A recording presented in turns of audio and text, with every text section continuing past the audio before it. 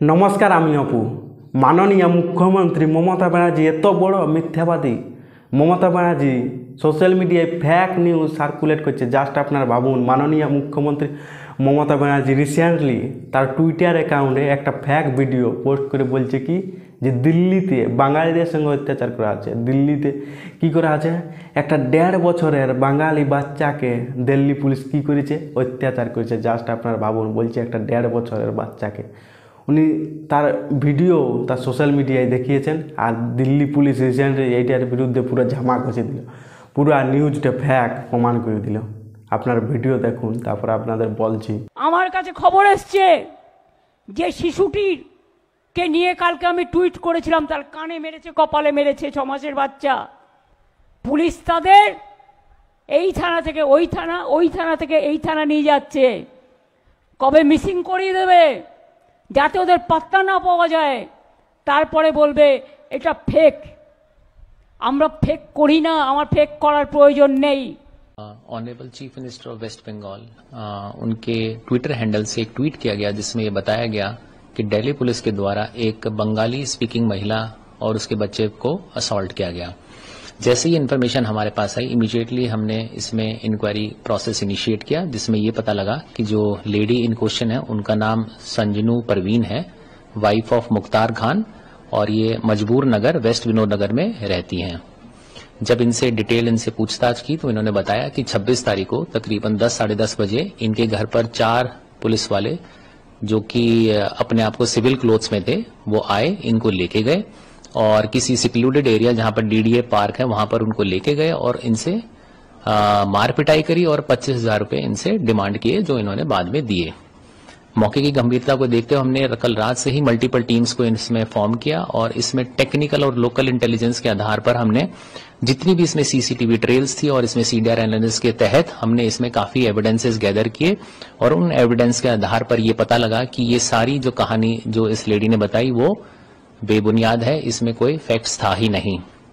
इस लेडी और इसके हस्बैंड को जब हमने इन फैक्ट्स के साथ कन्फ्रंट कराया तो इन्होंने ब्रोक डाउन और इन्होंने बताया कि ये लेडी 27 तारीख को सुबह 10 साढ़े 10 बजे ये अपने घर से निकलती है। इसके 2 बच्चे हैं, दोनों इसके साथ रहते हैं। सीसीटीवी फुटेजेस में क्लियर ये दिख रहा है कि ये अकेले ही चलती आ रही है, इसके साथ कोई भी नहीं है, ना कोई सिविल में ना कोई यूनिफॉर्म में इसके साथ कोई भी व्यक्ति नहीं है।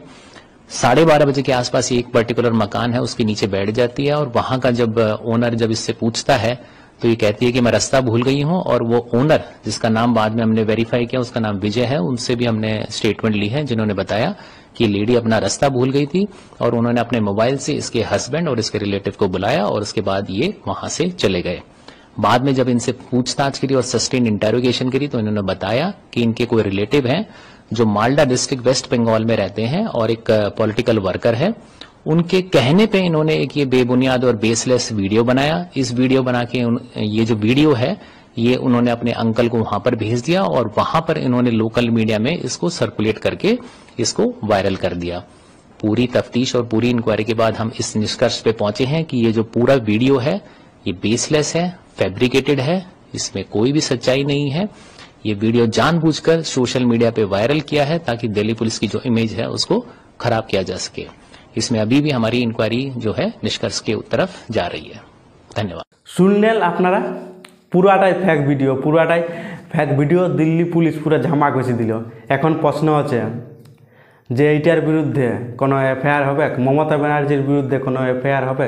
আমার তো মনে হয়নি। ফেক ভিডিও পোস্ট করার জন্য মমতার ব্যানার্জি চটিচাটা পুলিশগুলান কী করেছে, যে মমতা সরকারের বিরুদ্ধে বলেছে। আর যদি কোনো দিন সেই মিডিয়া কি করেছে যে কোনো ব্যতিক্রমে একটা ফেক ভিডিও পোস্ট করে দেয়, তাকে কি করে মমতার চটিচাটা পুলিশ আসিয়ে উঠায় তুলে নিয়ে চলে যায়। কিন্তু মমতা ব্যানার্জি নিজে কি করছে, সোশ্যাল মিডিয়ায় ফেক ভিডিও পোস্ট করছে আর বলছে কি যে আলাদা রাজ্যে বাংলা ভাষা বলা লোকেদের সঙ্গে বাঙালিদের সঙ্গে অত্যাচার করা হচ্ছে। কিন্তু বাস্তবে কি হচ্ছে না। তৃণমূল কংগ্রেসের মমতা ব্যানার্জি তো বাদেই দিন, মমতা ব্যানার্জি নেহাতি মুখ্যমন্ত্রী, মমতা ব্যানার্জি নিজে ফেক ভিডিও পোস্ট করছেন। কিন্তু এফআইআর হবে না হবে এটা সময় বলবে। শুভেন্দু অধিকারী কিন্তু অলরেডি উনি বলে দিয়েছে যে দিল্লি পুলিশকে অ্যাকশন নেওয়া দরকার, এটার বিরুদ্ধে এফআইআর করা দরকার। এমনকি শুভেন্দু অধিকারী বলেছে যে আমার ভাইও এটার বিরুদ্ধে এফআইআর করবে। কিন্তু এফআইআর করলেও কোনো কি অ্যাকশন হবে?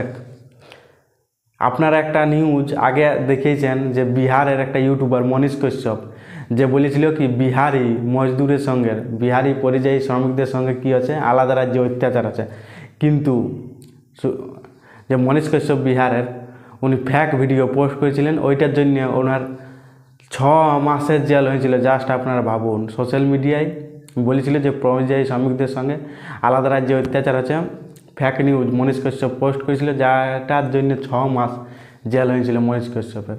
কিন্তু মমতা ব্যানার্জি যে এত বড় একটা মিথ্যা ভিডিও, যে কিনা একটা রাজ্যের মুখ্যমন্ত্রী, উনি ফ্যাক ভিডিও সোশ্যাল মিডিয়ায় পোস্ট করছে, আর পশ্চিমবঙ্গের সাধারণ মানুষ সেইটা দেখছে, শেয়ার করছে। মমতা ব্যানার্জির বিরুদ্ধে কি কোনো এফআইআর হবে?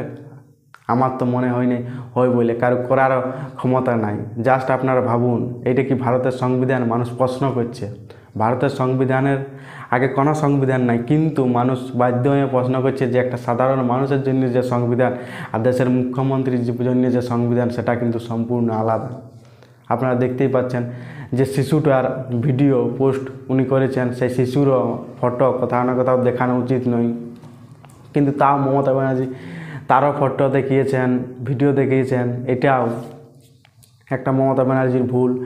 আর উনি সোশ্যাল মিডিয়ায় মিথ্যা প্রচার করছেন, এটাও ভুল। কিন্তু কোনো এইটার বিরুদ্ধে অ্যাকশন হবে? মনে হয় না অ্যাকশন হবে। কিন্তু সাধারণ মানুষদেরকে আওয়াজ উঠানো দরকার। এই যে ফ্যাক ভিডিও পোস্ট করে সাধারণ মানুষদেরকে ম্যানিপুলেট করার চেষ্টা করছে, বলা হচ্ছে যে বিদেশি নেই, বলা হচ্ছে কি যে আলাদা রাজ্যে কী হচ্ছে, যে বাংলা ভাষী লোকেদের সঙ্গে অত্যাচার হচ্ছে, বাঙালিদের সঙ্গে অত্যাচার হচ্ছে। কিন্তু না, বাংলা ভাষা লোকেদের সঙ্গে অত্যাচার হয় না, বাংলাদেশিদের সঙ্গে অত্যাচার হচ্ছে। বাংলাদেশি অনুপ্রবেশকারীরা পশ্চিমবঙ্গে ঢুকিয়ে ফ্যাক আধার কার্ড, ফ্যাক ভোটার কার্ড বানাচ্ছে, তারপরে তারা আলাদা রাজ্যে যাচ্ছে, গিয়ে সেখানে আতঙ্কবাদ, সন্ত্রাসবাদ চালাচ্ছে। সেইটার বিরুদ্ধে সেখানকার সরকার অ্যাকশান নিচ্ছে, আর তাদেরকে ঘুরিয়ে ধরে কী করা আছে, বাংলাদেশে গিয়ে ডিপোর্ট করে দেওয়া হচ্ছে, ছুঁড়ে ফেলে দেওয়া হচ্ছে। আর সেই বাংলাদেশে অনুপ্রবেশকারীদের বাঁচানোর জন্য মমতা ব্যানার্জি কী করছে, বলছে কি সোশ্যাল মিডিয়ায় এইসব ফ্যাক ভিডিও পোস্ট করছে, আর যাতে বাঙালি ভোটটা পায়। কিন্তু সাধারণ মানুষ এখন কোথাও না কোথাও বুঝছে, এখন সোশ্যাল মিডিয়ার যুগ, সাধারণ মানুষ বুঝতে পারছে কোনটা সত্যি কোনটা ভুল। মমতা ব্যানার্জি আর এই মিথ্যা কথায় মানুষ আর ম্যানিপুলেট হচ্ছে নাই। বাকি দেখা যাক 2026-এর ভোটে আপনারা দেখতেই পাবে কী হবে না হবে। কিন্তু এই যে মিথ্যা একটা ভিডিও উনি পোস্ট করেছেন, এইটার বিরুদ্ধে দেখা যাক কতজনে ফেয়ার করে, কতজন এটার বিরুদ্ধে আওয়াজ উঠায়। কিন্তু মমতা ব্যানার্জি ফ্যাক ভিডিও পোস্ট করছে, এইটার বিরুদ্ধে সরকার না অ্যাকশন নিলে আরও ফ্যাক ভিডিও উনি পোস্ট করবেন, আরও ওনার দলেরই লোকেরা ফ্যাক ভিডিও পোস্ট করতে পারে। এটার বিরুদ্ধে এই জন্য অ্যাকশন লিয়া কিন্তু অনেক দরকার। বাকি ভিডিওটা লাইক করবেন, সাবস্ক্রাইব করবেন, বহুত মোটিভেশন পাবো, তাহলে লড়াইটা আর জারি রাখতে পারবো। এখানে ভিডিওটা এন্ড করছি। জয় হিন্দ, জয় ভারত।